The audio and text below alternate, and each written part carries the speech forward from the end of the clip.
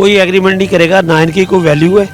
ये सिलेक्टेड हुकूमत है इनकी कोई वैल्यू नहीं है, इनकी किसी ने बात माननी नहीं है। मैं बता दूँ आपको, समझिए बात। अगर लग जाएगी मेरी गर्दन उतार देना, अगर पाबंदी लग जाएगी। जाओ, क्यों? खुद चोर है।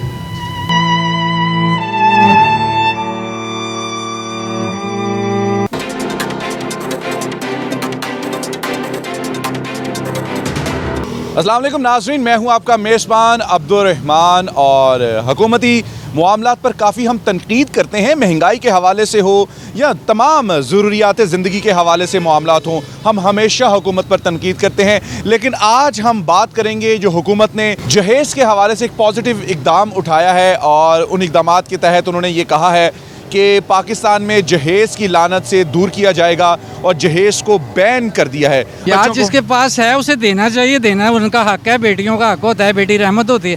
अगर नहीं है वो मजबूर है तो फिर उसे लड़के वाला मजबूर ना करे। ये अच्छा किया उन्होंने, अच्छी बात है। जहेज़ के ऊपर जो पाबंदी लगाई है इन्होंने बिल्कुल ठीक लगाई है।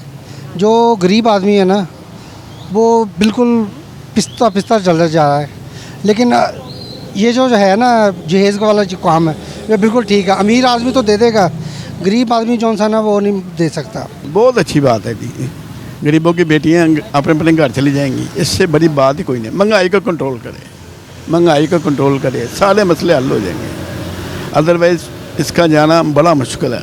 कोई एग्रीमेंट नहीं करेगा, ना इनकी कोई वैल्यू है।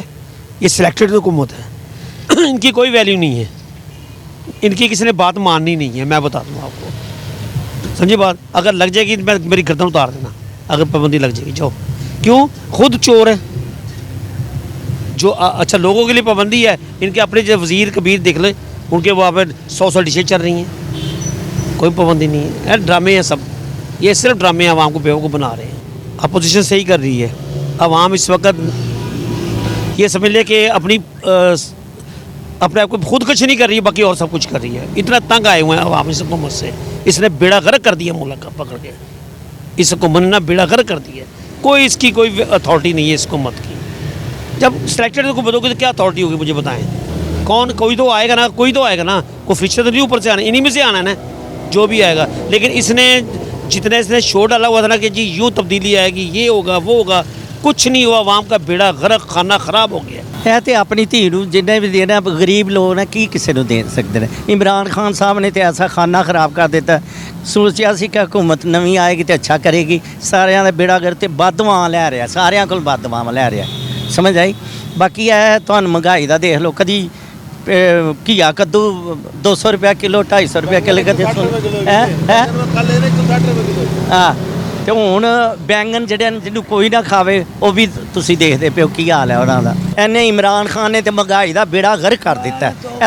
ਇਹਦਾ ਆਪਣਾ ਵੀ ਖਾਣਾ ਖਰਾਬ ਹੋਵੇ, ਮੈਂ ਤਾਂ ਕਹਿਣਾ ਵਾ ਠੀਕ ਹੁੰਦੇ ਆ ਸਾਰੇ ਐਪਟਾਬਾਦ ਲੋਕਾਂ ਨੇ ਪੀਕੇ ਵਾਲਿਆਂ ਨੇ ਐਪਟਾਬਾਦ ਉਧਰ ਲੋਕਾਂ ਨੇ ਨੱਥਿਆ ਗਲੀ 'ਚ ਇਹਨਾਂ ਨੂੰ ਵੋਟ ਦਿੱਤੇ ਨੇ, ਉਹ ਬਾਦੂਆਂ ਇਹਦੇ ਵਾਸਤੇ ਝੋਲੀਆਂ ਚੁੱਕ ਕੇ ਮੰਗਦੇ ਪਏ ਨੇ। ਐਡੀ ਮਹਿੰਗਾਈ 120 ਰੁਪਏ 140 ਰੁਪਏ ਕਿਲੋ ਉੱਥੇ ਚੀਨੀ ਹੈ, 140 ਰੁਪਏ ਦੁੱਧ ਹੈ, ਮੈਂ ਦੇਖਿਆ 18 ਰੁਪਏ ਦਾ ਅੰਡਾ। ਇਹਦਾ ਖਾਣਾ ਖਰਾਬ ਬੇੜਾ ਗਰਕ ਇਹਨੇ ਕਰ ਦਿੱਤਾ ਦੁਨੀਆ ਦਾ।